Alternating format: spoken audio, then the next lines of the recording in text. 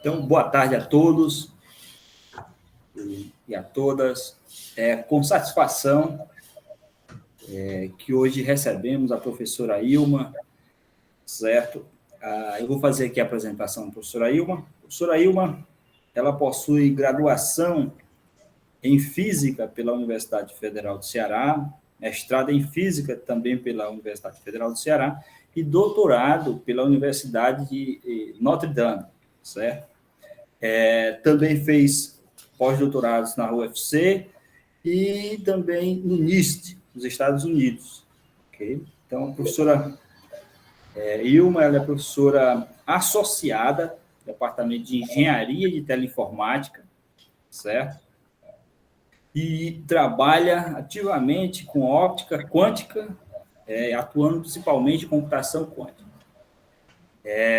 Então, para nós é uma grande satisfação e hoje, né, vai nos dar aqui a honra de ouvi-la falar sobre teletransporte de porta quântica entre qubits separados em um processador de íons aprisionados, certo? É exatamente o título de sua palestra. Então, professora Ilma, sinta-se em casa, à vontade. Aqui é tranquilo, como se diz, a gente diz no Ceará, certo? Bem em casa mesmo. Então, a palavra é toda sua. Muito obrigada pelo convite. E assim, qualquer coisa de Pernambuco eu me sinto em casa mesmo, porque eu sou da Paraíba, certo? E para mim Pernambuco é minha segunda casa, é onde eu passava minhas férias. Adoro Recife, então eu me sinto em casa mesmo. Então, gente, é o seguinte, eu vou falar de um trabalho que foi uma parte do meu trabalho durante esse pós-doc em 2017 e 2018 no NIST, né? Para quem não conhece, né? O NIST é o National Institute of Standard and Technology, é o Inmetro nos Estados Unidos, né? É o nosso Inmetro lá, só que eles têm uma estrutura enorme, eles têm laboratórios que realizam pesquisas assim, das que estão aí por aí, né, correndo, né, para se destacar aí no mundo. Então, esse trabalho aqui, ele foi publicado em 2019, saiu na Science. Ele tem basicamente dois grandes grupos participando. Então, tem o grupo do pessoal experimental, né, que realmente realizou o experimento. Eu não estou nesse grupo. Eu faço parte do grupo que aqui está representado pelo Karl Mayer, que era aluno de graduação, aluno doutorado na época, aluno doutorado da Universidade do Colorado, mas ele estava realizando o trabalho dele no NIST, né, o trabalho de doutorado dele conjunto com o NIST. O Scott Glancy, que é um pesquisador do NIST, o Manny Neal, que também é pesquisador do NIST, e tanto o Scott quanto o Manny, eles são do Departamento de Matemática, né, do NIST, a divisão de matemática do NIST. Então, pronto, é isso. Então, eu, Carl, o Scott e o Manny, nós fazíamos parte do grupo que fez a análise de dados desse experimento. E todo o restante aí é o pessoal que realmente realizou o experimento. Eu já vou logo de antemão dizendo para vocês assim, que na laboratório normalmente eu passo só na porta e no geral eu sou proibida de entrar, porque eu sou aquela pessoa que entra e derruba coisa, quebra coisa, sabe? Então, eu não sei muitos detalhes da parte do experimento. Mas, assim, porque para a gente, obviamente que a gente entende o que é que está sendo feito, o que é que está sendo realizado, mas para a gente o que importa é estar aqui o conjunto de dados, faça análise desses dados. Era o nosso papel, né? Aqui, talvez você já tenha ouvido falar, mas esse laboratório lá no NIST é o laboratório do David Wineland. Não é mais porque ele se aposentou e nessa época ele estava numa transição entre o NIST, né, e a Universidade do Oregon. Ele foi para a Universidade do Oregon nesse mesmo ano. mas era o laboratório do David Wineland, que foi prêmio Nobel, né, em 2012, os seus trabalhos exatamente nessa área de fundamentos já da mecânica quântica, né, em sistemas de íons aprisionados. Pois bem, bom, deixa eu falar um pouquinho, eu quero ir na direção oposta, só um minuto. Falar um pouquinho, então, aqui do grupo de pesquisa da gente. Eu faço parte do GIC, que é o Grupo de Informação Quântica, aqui da UFC. O nosso grupo está no Departamento de Engenharia de Teleinformática. Né? Nós temos 2 cursos de graduação, né? Engenharia de Telecomunicações e Engenharia de Computação. E a nossa pós-graduação, então, ela é chamada, né, pós-graduação em Engenharia de Teleinformática. Fazemos parte do Centro de Tecnologia. Então, eu sou uma física entre engenheiros. E pior, né? Eu sou uma física teórica entre engenheiros. O Centro de Tecnologia da UFC fica, né, em Fortaleza, né? Quem um dia quiser vir passear, né, aqui, conhecer, quem não conhece Fortaleza, né, vai ser muito bem-vindo. Temos praias bonitas e, normalmente, né, o cearense é um povo bem acolhedor. Pois bem, bora, assim, eu vou tentar dar uma ideia, né, da importância desse experimento dentro do contexto da área de pesquisa dentro de computação quântica. Então, assim, a parte de ciência da informação quântica, que é bem mais ampla, não é só computação quântica, mas envolve também a simulação, né, a parte de networking, né, de montar uma internet quântica, do que a gente chama de quantum sensing, né, que envolve aí a parte de metrologia, de criptografia, então troca de informação segura, né? Todas essas partes do que a gente chama, né, da ciência da informação quântica, elas têm uma coisa em comum, que é o fato de que temos desafios muito grandes na parte de hardware, né? Na parte de computação quântica, por exemplo, como é que a gente codifica um qubit, né? Quais são os sistemas melhores? Como é que a gente faz esses qubits interagir? Como é que a gente transmite esses qubits? Na hora de montar um computador, a gente precisa de um computador onde não só eu possa codificar a informação, mas eu tenho que armazenar a informação, eu tenho que realizar portas lógicas, não só de 1 qubit, mas portas lógicas de 2 qubits, né, que é o mais complexo, porque eu preciso fazer um tipo de interação entre qubits, né? E é exatamente por isso que, por exemplo, fótons não são bons qubits, porque fótons, eles são excelentes em tudo mais, com exceção de que eles não interagem muito bem. A gente não tem uma forma legal de interagir fótons.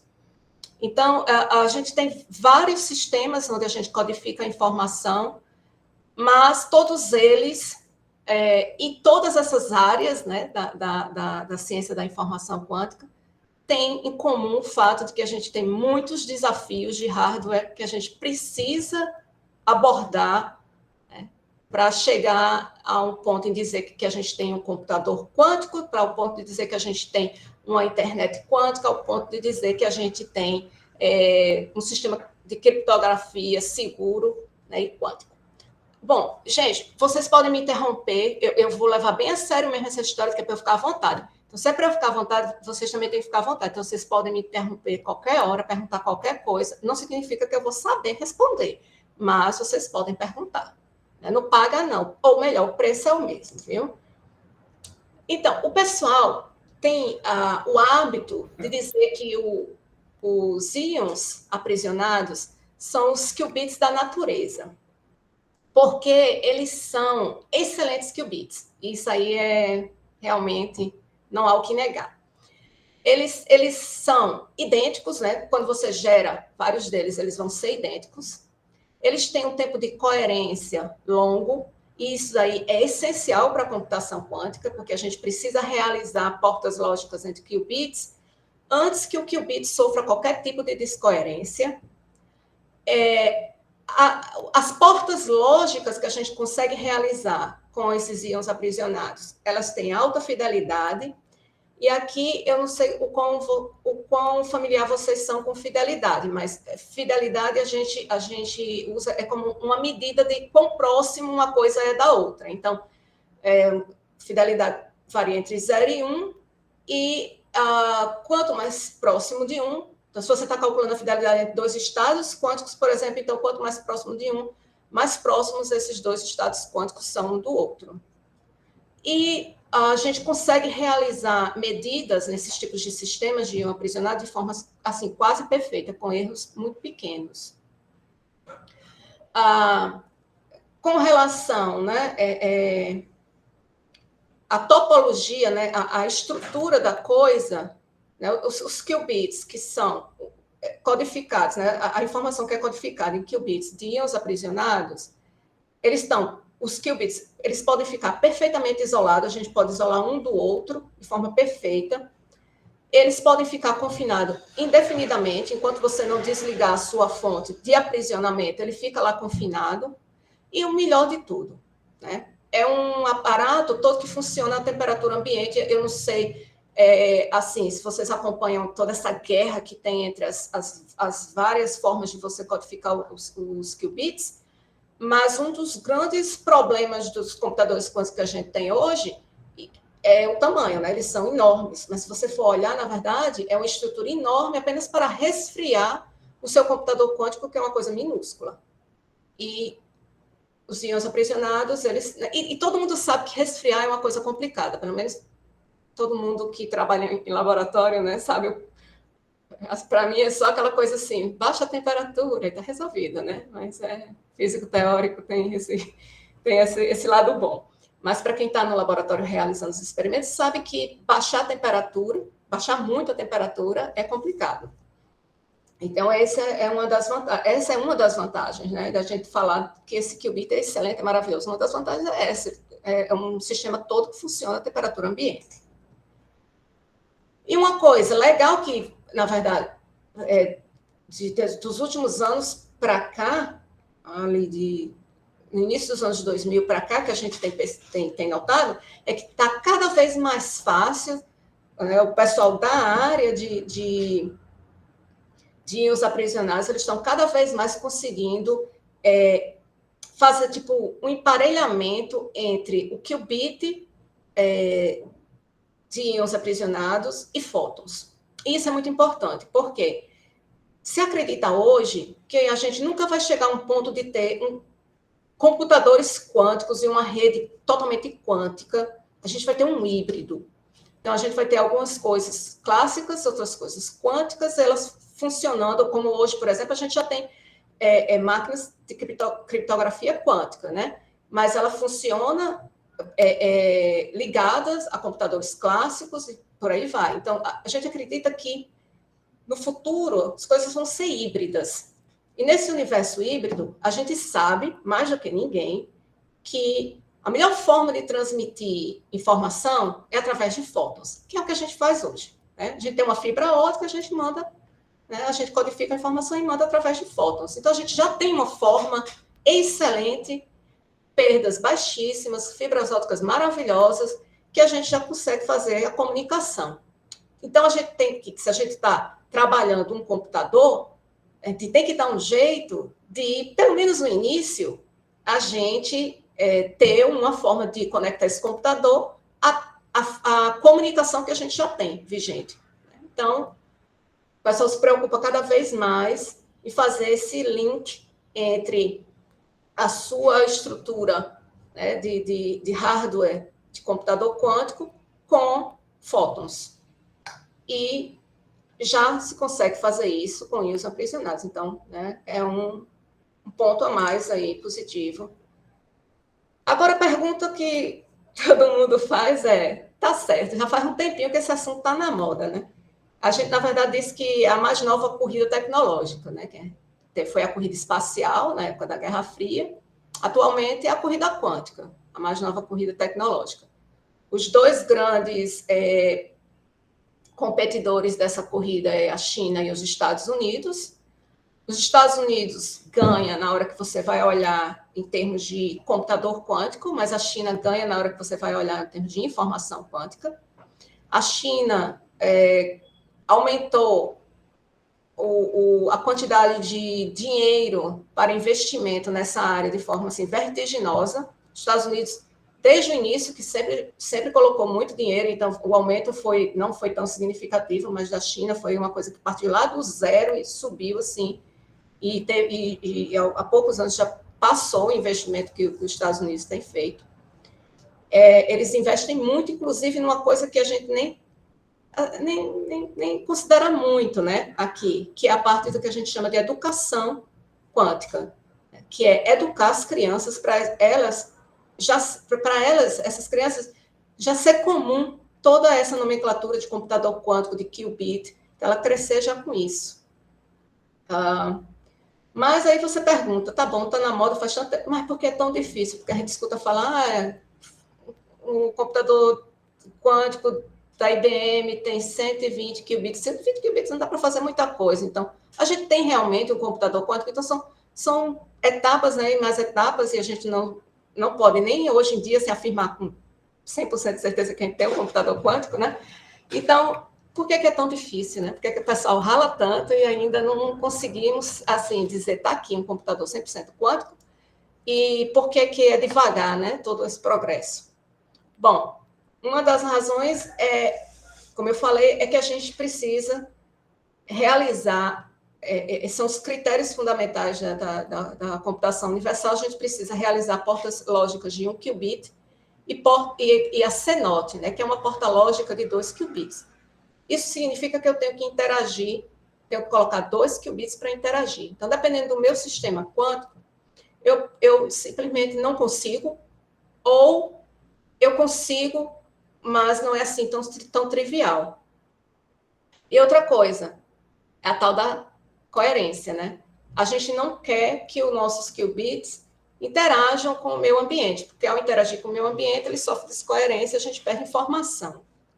Pronto. Mas, na verdade, a gente quer que ele interaja de vez em quando, mas só quando a gente quer, né? De forma controlada e quando a gente estiver medindo. Então, um outro problema que a gente tem, né, nessa parte de hardware, é a gente conseguir escalonar, que é exatamente aumentar o número de qubits, que é uma das dificuldades que a gente tem. Exatamente porque, né, sistemas quânticos, à medida que você aumenta muito, você vai sofrer algum tipo de problema relacionado com a interação com o meio ambiente, ou então você não vai ter uma facilidade muito grande na hora que você aumenta o número de qubits, você não vai ter muita facilidade de fazer um qubit que está aqui interagir com outro que está longe. Então, o ideal seria, eu trago esse qubit, trago esse e faço uma interação. Isso, nem todo sistema a gente consegue fazer isso. Por isso mesmo que, no final da década de 90, se teve a ideia de portas lógicas realizadas através de teleportação, que é o que eu vou falar aqui, só que do ponto de vista de um experimento realizado. Então, agora a ideia é, já que uma vez que eu tenho uma escala grande, eu tenho vários qubits, e dificilmente eu consigo manipular um qubit para trazer para cá, o outro para cá, faz interação, devolve, então a ideia é, que tal a gente fazer uma interação entre esses 2 qubits usando teleportação. Então, a gente não tira eles do lugar, eles estão separados fisicamente, mesmo assim a gente faz com que eles interajam. Que foi a ideia desse artigo, né, de 1999, que saiu na Nature, que dizia, né, que era possível, demonstrava a viabilidade, né, de computação quântica universal. Então, quando eu digo universal, é aquela que você realiza portas lógicas de 1 qubit e realiza a CNOT, né, a NOT controlada, usando teleportação e operações de qubits, qubits únicos. Pronto. E a ideia é, você faz com que o seu computador cresça em escala, certo?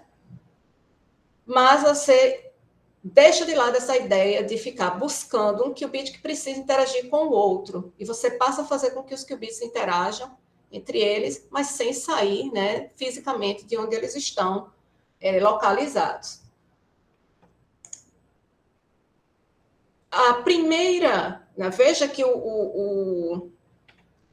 o artigo propondo a ideia, né, da teleportação de portas lógicas é de 1999.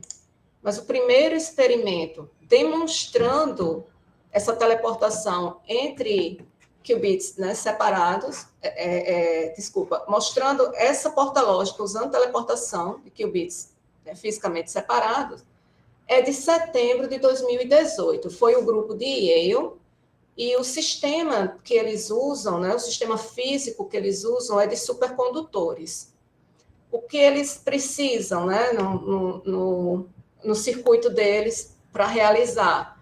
Eles precisam emaranhar 2 qubits, eles precisam de o que a gente chama de operações locais, né, basicamente portas lógicas de um único qubit, precisa fazer medida nesses qubits que são emaranhados, e eles precisam de comunicação clássica. No geral, todos nós precisamos de comunicação clássica em algum momento, realizando teleportação. No geral, não, a gente sempre usa algum tipo de comunicação clássica quando a gente está realizando teleportação. E o que a gente chama de operações de feed-forward, que é a operação que você realiza uma operação dependendo do resultado da outra, né? Pronto, então eles mostraram isso aqui usando supercondutores. Eles reportam uma fidelidade de 79, mais ou menos 2%. Então, a fidelidade de 79%, isso significa que a gente chama isso de fidelidade de processo. Qual é o processo? É a CNOT, é a porta lógica que eu estou realizando.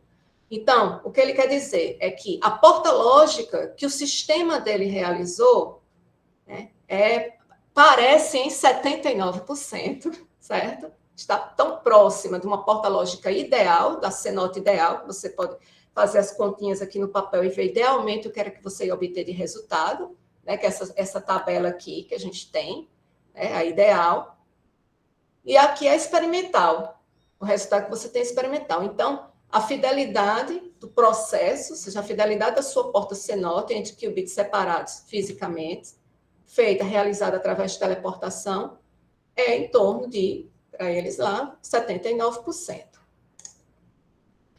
E aí eu vou falar então da CNOT que foi realizada no experimento do NIST, que foi o primeiro experimento usando, né, que vai mostrar a mesma coisa que o experimento de Yale, né, mas agora usando íons aprisionados. Então, a primeira demonstração de uma porta CNOT realizada por teleportação foi do grupo de Yale com supercondutores. A segunda demonstração dessa mesma coisa é esse experimento do NIST, agora realizado com íons aprisionados. Então, eles usam 4 qubits, então são 2 íons de berílio e 2 íons de magnésio. Eles têm que... A CNOT vai ser entre os íons de berílio, então aqui tem um íon de berílio, aqui tem um outro, certo? Aqui estão os 2 íons de magnésio. Você tem que gerar esses íons de magnésio emaranhados. Você faz uma porta NOT entre um íon de berílio e um íon de magnésio, realiza a medida, faz algumas rotações, outra porta agora entre o segundo íon de magnésio e o segundo íon de berílio, rotação, medida, rotação, bem aqui, você vai ter como resultado, você vai, né, nas saídas, você vai mostrar, quando mede, você vê que esse íon de berílio aqui e esse outro íon de berílio aqui, eles sofreram, entre eles dois, foi realizada uma porta CNOT e você obtém o resultado ali, depois de toda essa operação. Note que em nenhum momento tem nada sendo feito diretamente envolvendo esse berílio e esse. Não tem. Eles interagem com os íons de magnésio. Mas você faz a porta lógica entre eles dois. Aí aqui só um detalhe, né? Esses 2 íons que você está aplicando a CNOT, eles estão separados por uma distância de 300 micrômetros, que assim, não deixa a menor dúvida de que eles estão separados espacialmente. A arquitetura do experimento, né, de íons aprisionados do grupo do NIST é uma arquitetura que já tem 24 anos, né, que foi a arquitetura desenvolvida pelo Wineland. Você tem várias armadilhas de íon, você pode confinar poucos íons em cada uma dessas armadilhas, você pode levar íon de uma armadilha para outra nessa arquitetura deles, você pode manipular poucos íons, certo? Que é uma coisa interessante, porque se você quer realizar uma porta lógica de 1 qubit, por exemplo, você pode ter a necessidade de manipular um único íon desse. E essa arquitetura, ela permite esse tipo de coisa. Você tem conexões entre as armadilhas. Então, você pode fazer conexão entre uma armadilha e outra, que seria uma forma de você realizar comunicação, né, dentro do seu hardware. Aí aqui são alguns poucos detalhes com relação da armadilha, né? Relação à armadilha. O espaçamento, por exemplo, entre os íons é da ordem de 5 micrômetros. E aqui eu vou só mencionar rapidamente como é que se faz, por exemplo, portas de um único qubit, né, de um único qubit. Como é que eu realizo uma porta lógica de um único qubit? Eu posso realizar rotações, por exemplo, de um único qubit. Então, se eu quero... Um exemplo é a porta bit flip, né? Você tem um bit 0, você quer transformar no bit 1 ou vice-versa, né? Você quer fazer um flip do seu bit. Isso é uma porta de um único bit, você pega aquele bit e você vai trocá-lo. Então, é uma porta de um único bit. No caso aqui, nesse sistema, são rotações que eles fazem, né? A porta X, que é a porta bit flip, é uma rotação de um ângulo específico. Então, são rotações que eles fazem, eles usam pares, né, de feixes de laser copropagando para cada espécie de íon que você estiver trabalhando. Para você fazer esse emaranhamento aqui que você precisa, certo? Para você realizar esse emaranhamento, você usa pares de feixes de laser perpendiculares para cada espécie. No caso aqui, era para o magnésio. Então, você vai ter feixes de... o laser vai ser... Depende de qual laser você vai usar, depende de qual íon você vai aprisionar. Pronto. Aí você vai... Né, a gente constrói, no caso, então, a nossa CNOT, né, usando essa porta que a gente chama de MS, certo? Que você gera íons emaranhados, e essas rotações de um único bit, né, de um único qubit. E como é que a gente analisa, então, um sistema como esse? O que a gente faz é o que a gente chama de Quantum Process Tomography, né, tomografia de processo quântico, que é uma técnica de análise de estados ou sistemas ou processos quânticos que, na verdade, não se restringe só a íons aprisionados, certo? Tomografia de estado quântico, eu costumo dizer que no universo, né, da mecânica quântica, é o equivalente da tomografia que a gente faz quando a gente tem um problema de saúde e a gente vai no médico e ele pede uma tomografia, né? É o equivalente. O que é uma tomografia que você faz no seu joelho? É uma forma de você investigar o que tem dentro do seu joelho, sem precisar abrir o joelho para olhar, né?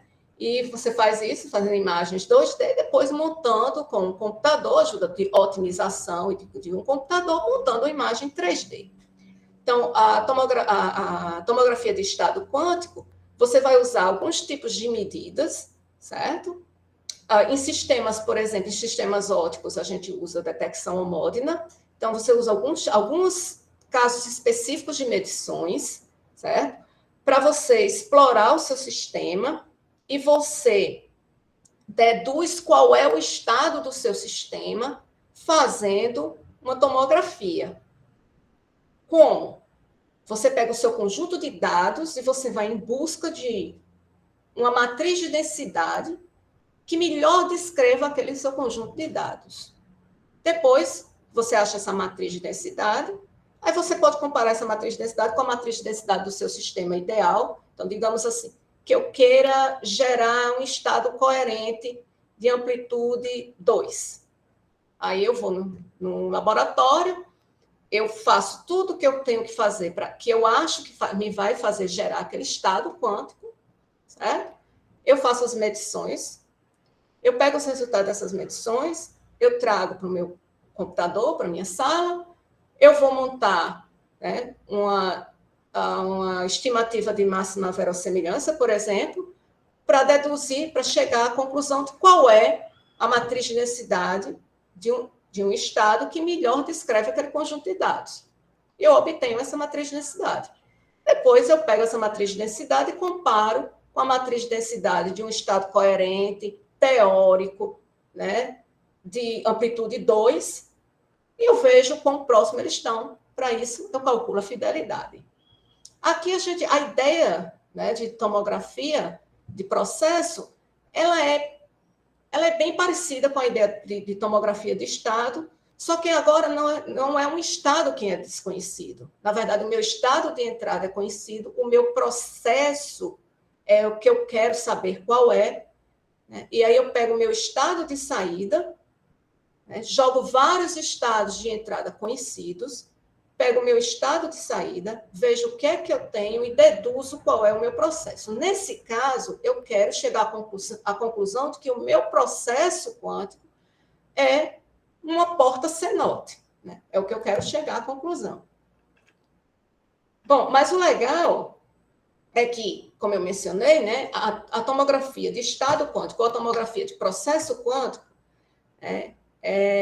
não depende, eu quero dizer, ela não se restringe a um sistema. Qualquer sistema quântico, você pode realizar tomografia de estado quântico ou tomografia de processo quântico. Aqui eu trouxe alguns exemplos de arquitetura, né, de computação quântica, onde você pode encontrar artigos mostrando, né, essas arquiteturas e tomografia de processo quântico sendo realizado nessas arquiteturas. Então, aqui, com quantum dots, né, com pontos quânticos. Esse aqui é o transmon, que é o supercondutor, é o mesmo daquele supercondutor, né? É a mesma arquitetura, né, do grupo de Yale, que fez a primeira demonstração, né, do teletransporte, né, porta CNOT entre qubits usando teletransporte, né, a primeira demonstração. Então, é o mesmo sistema físico. Já foi feita, obviamente, né, em íons aprisionados, né, do grupo do nicho. Né? É só olhar esse trabalho aqui que eu estou mostrando, né? Então, é um exemplo. O pessoal do QDelft, do laboratório de QDelft, na Holanda, né? Que é um dos laboratórios grandes e que realiza muitos experimentos nessa área de computação quântica fotônica, né? A computação quântica fotônica, com fótons e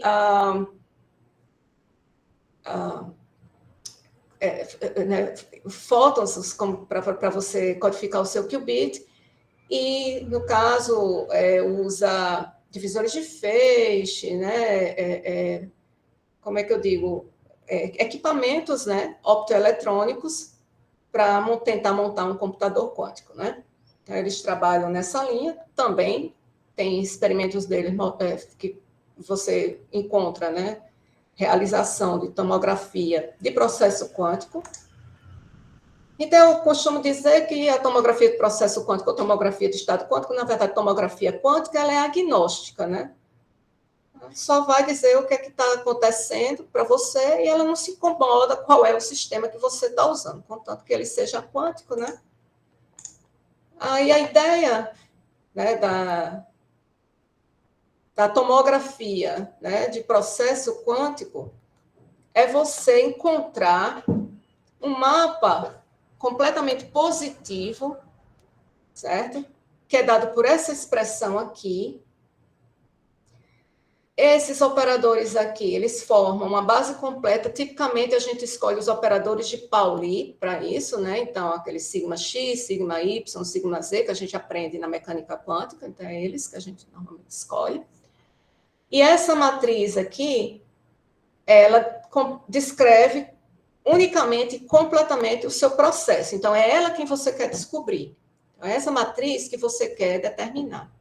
E ela pode ser determinada, né, através de uma reconstrução das suas medidas, né, experimental, que você vai definir quais são as suas medições, você vai pegar os resultados dessas medições e você vai usar para tentar encontrar essa matriz aqui, certo? Se você só faz isso, você pode acabar em mãos com uma matriz que não é física, certo? Então, por isso que a gente, na verdade, agora a gente restringe para que o mapa ele não seja só completamente positivo, mas que ele também tenha, ele preserve o traço, certo? Uma descrição alternativa, que na verdade foi a que a gente usou aqui na análise de dados desse experimento, é com a matriz de Choi, certo? Que ela pode ser definida como resultado de um canal agindo em uma parte de um estado que seja maximamente emaranhado. Mas essa é só uma descrição alternativa. Então, você entendendo qual é a coisa por trás, qual é a descrição que eu estou usando, se é a matriz de Choi ou se eu estou indo diretamente... Opa, eu indo para a direção errada. Ou se eu estou indo tentar diretamente encontrar a matriz aqui, certo? Contando que eu também coloque que o que quer que esteja aqui preserva também o traço. Não importa. O que importa é que, assim, a descrição, no fim, ela não é tão importante. O que importa é você entender o que é que está por trás da coisa. Então, por trás da coisa tá, eu vou pegar resultados das minhas medições e eu vou procurar qual é a matriz, certo? A matriz que descreve o processo, a matriz que melhor se encaixa com aqueles dados. É a mesma ideia por trás do estado quântico, só que da tomografia de estado quântico, só que em tomografia de estado quântico a gente quer a matriz de densidade, que a gente sabe que, né, é uma forma de você descrever um estado quântico através da sua matriz de densidade. Então, lá a gente quer a matriz de densidade, porque está lidando com o estado. Aqui eu quero a matriz que representa o meu processo. Então, na verdade, eu quero descobrir qual é aquela matriz e ela tem que ser o mais parecida possível com a matriz que descreve uma cenote, que a gente sabe qual é a cara dela, a gente sabe escrever essa matriz. Então, a gente usou, né, nesse caso aqui, em particular, para poder determinar aquela matriz, a gente usa a função de máxima verossimilhança. Então, a gente vai fazer tomografia de processo por máxima verossimilhança. E a gente usa, e aqui, esse algoritmo aqui, a otimização, né? Você vai jogar tudo isso no computador, mas você, do mesmo jeito que quando a gente está falando de uma tomografia lá do seu joelho, você não usa todas as imagens 2D que você faz, porque senão você ocupa demais a memória do seu computador, você vai otimizar o processo, selecionando, né, algumas daquelas imagens 2D para montar a imagem 3D. A mesma coisa aqui. Eu tenho um absurdo de dados, certo? Mas eu tenho que dar um basta quando eu estou otimizando, né, a minha busca pela minha matriz, certo? E aí a gente usa esse algoritmo foi desenvolvido pelo pessoal do NIST. Então, e aqui eu apenas digo como é que a gente calcula a nossa fidelidade, certo? Fidelidade de processo, no caso. Agora, qual foi o plano de caracterização que a gente usou quando a gente está falando de um experimento, e aí o que é que a gente faz? Toda semana a gente senta com o grupo do pessoal experimental e eles vão dizer o que é que eles vão fazer, o que é que eles querem fazer, e a gente vai definir como é que a gente, quais são os estados que a gente vai usar, como é que a gente vai explorar aquele processo para a gente poder ter os dados e fazer a análise dos dados. Então, o plano, né, era coletar 2 conjuntos de dados, um para a gente desenvolver um método de análise e o outro para a gente, depois que a gente desenvolver um método de análise, usando aquele conjunto de dados, a gente pega o outro conjunto de dados, faz os cálculos e aí sim reporta, né, porque aí você não reporta em cima de um conjunto de dados que você usou para desenvolver o método. Você desenvolve um método para analisar e aí você reporta em cima de um outro conjunto de dados. Então, foi preciso coletar 2 conjuntos de dados. Aí você fica, nossa, mas que bobagem, só 2. Não sei, daqui a pouco você vai ver quantos dados tem. Aí você fica assim um pouquinho, não, teve que coletar tudo isso, então. E aí a gente fez tomografia de processo, né? Como já imagina aqui. A gente reportou a fidelidade aqui em termos de intervalo de confiança, que é uma forma, né? O pessoal de Yale reportou, né? 79, mais ou menos 2%. Então, a gente reportou também em forma de intervalo de confiança. E a gente fez alguns testes para checar, né, a consistência do modelo usado. A gente também fez uma modelagem de erros, né? Então, o que foi que a gente usou? A gente usou um conjunto de 16 estados de entrada. Então, cada estado de entrada desse, o pessoal vai lá e ajeita como é que tem que ser, né, a manipulação, né, dos íons para ter o seu estado de entrada dado por um desses 16. Então, a gente descreveu para ele, a gente precisa desses 16 estados de entrada. Aí foi medido, foram feitas medições usando a base de Pauli, né? Então você vai medir XX, XY, XZ. Aí cada uma dessas matrizes de Pauli, é uma coisa diferente que o pessoal tem que fazer, né? No sistema, né? No íon aprisionado. Então, por exemplo, medir na base Z, você, né, medir em Z, você faz uma detecção de fluorescência, né? A X, você primeiro faz uma rotação e depois é que você faz a detecção de fluorescência, e assim vai.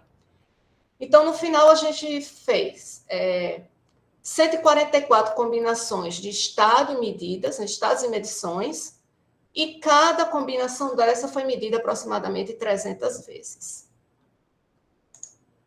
De posse disso, reportamos o nosso resultado. É que você olha assim, poxa, é só uma figurinha, alguns números. Mas deu um trabalhinho. Então, aqui tem cada um desses daqui é um estado de entrada e aqui é uma medição que você faz. Então, aqui você tem a sua, que a gente chama de tabela da verdade ideal, né, para CNOT. Essa daqui foi a tabela da verdade observada pelo experimento. Aqui está a diferença. Tá? A fidelidade, a estimativa linear, que não é de máxima verossimilhança, é uma outra forma de você estimar, é de 0,86.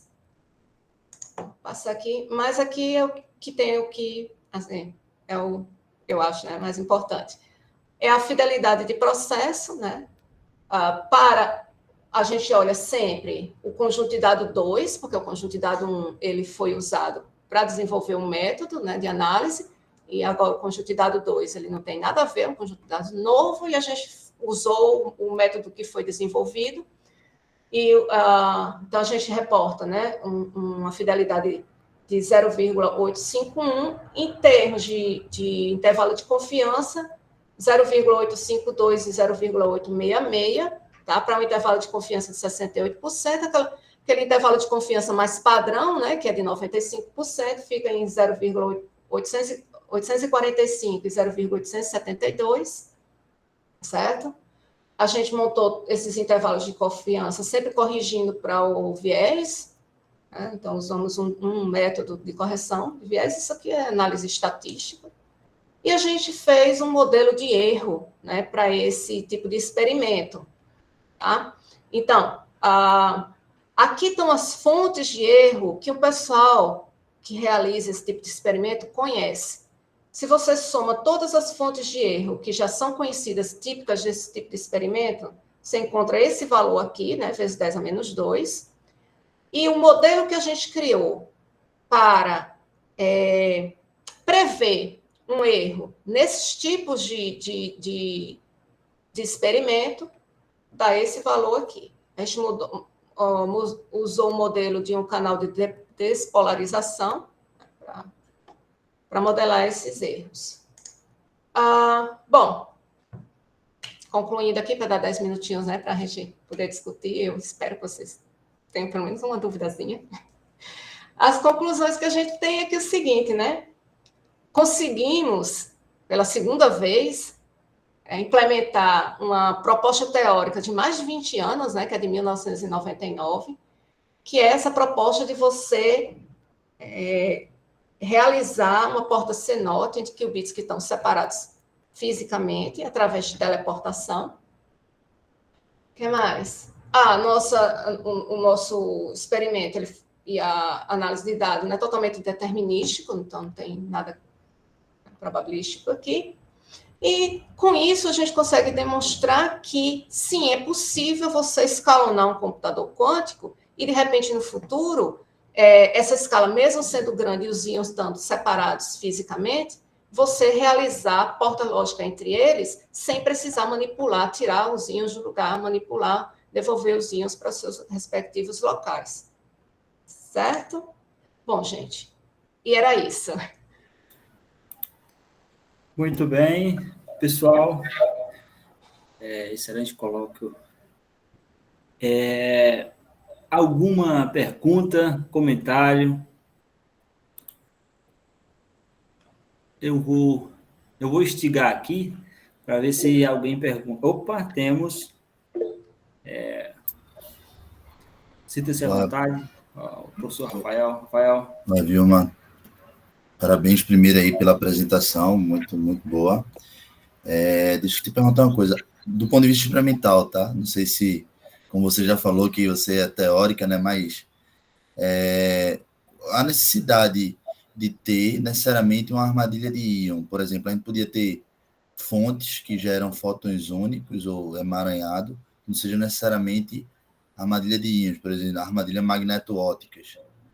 Daria para reproduzir resultados análogos, similares?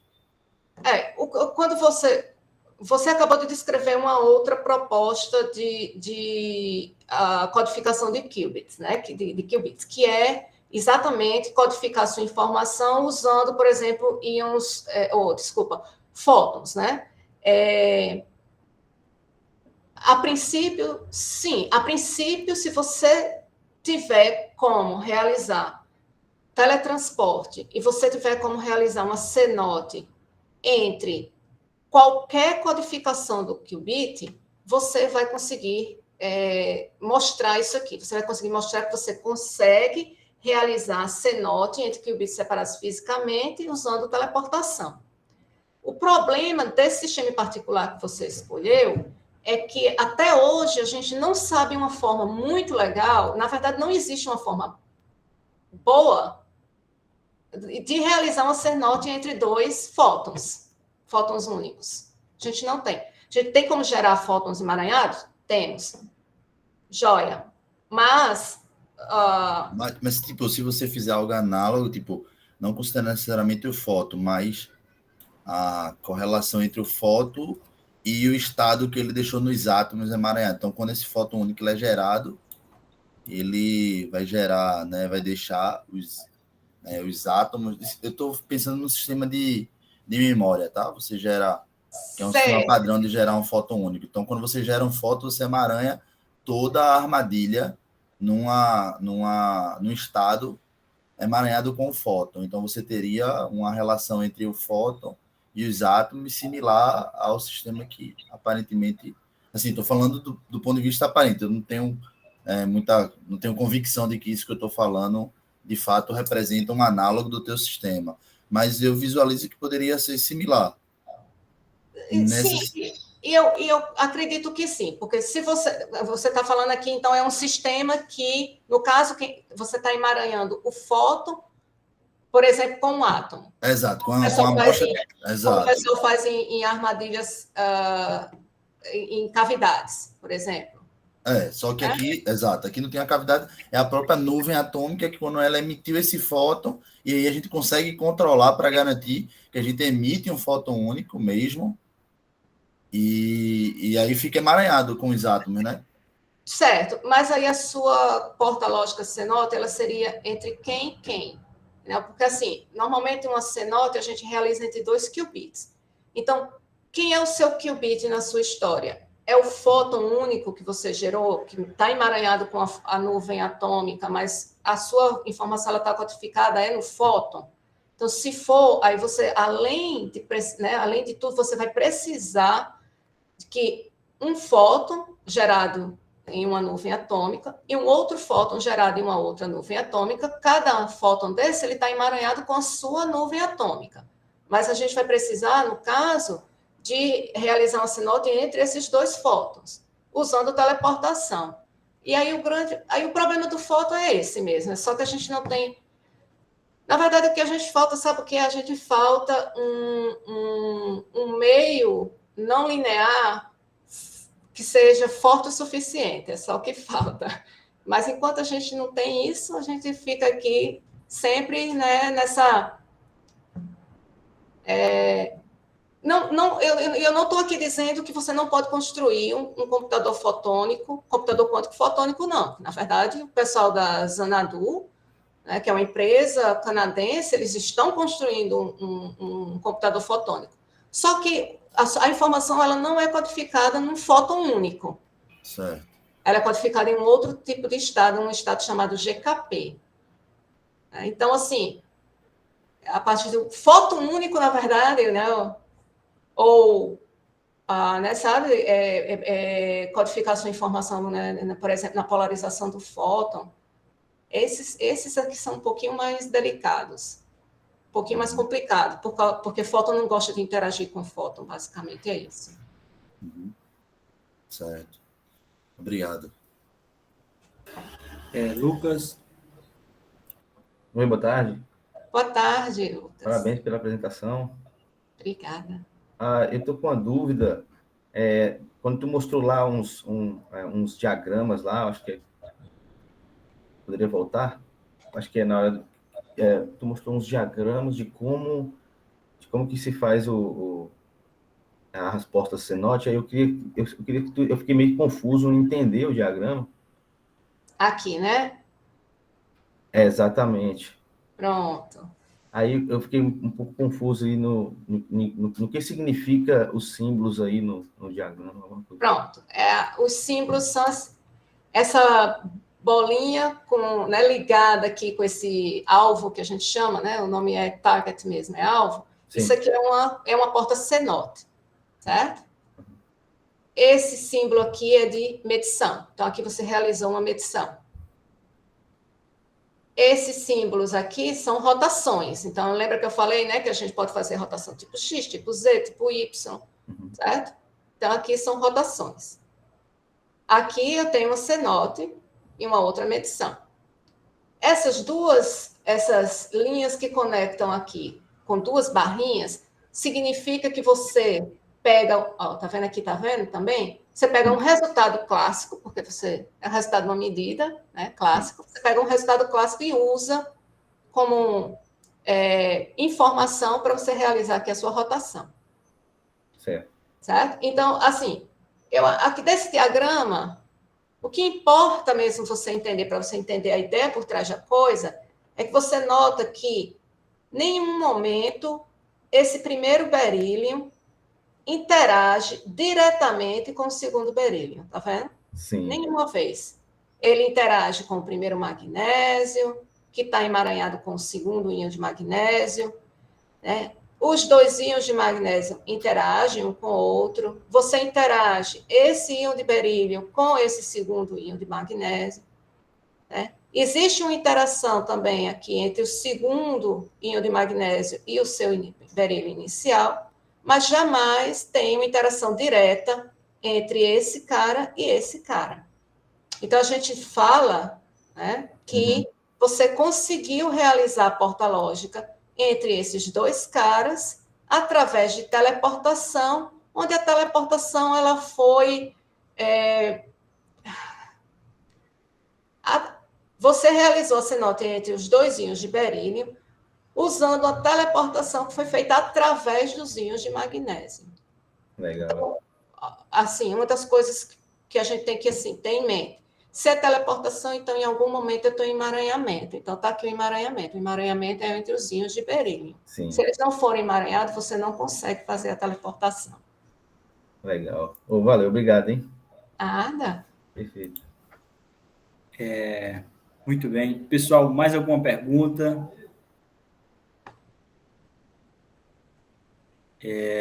Se não temos, vamos agradecer. Vou pedir a todos para abrirem seus microfones. Bater palma aqui a professora Ilma.